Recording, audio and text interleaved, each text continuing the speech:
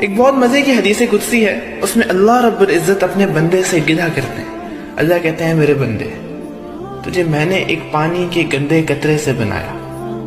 تجھے میں نے خون کا لوتھڑا بنایا، پھر میں نے تیری ہڈیاں بنائی، ان پہ میں نے سکن چڑھائی، میں نے تیری آنکھیں بنائی، ان میں رنگ بھرا، تیرا دل بنایا، تیرا دماغ بنایا، تیرے ہاتھ بنائے، تیرے پاؤں بنائے، اور 9 مہینے تجھے ماں کے پیٹ میں محفوظ رکھا۔ جب تو پیدا ہونے لگا میں نے فرشتے سے کہا کہ اس کو بہت محبت سے لانا، پھر میں نے تجھے دیکھا، تیرے جسم پہ نہ لباس تھا، نہ زبان میں بولنے کی طاقت تھی، نہ ہاتھ میں پکڑنے کی طاقت تھی، نہ پاؤں میں چلنے کی طاقت تھی۔ اللہ کہتے ہیں وہ کون ہے جس نے تیرے ماں باپ کے دل میں تیری محبت ڈالی؟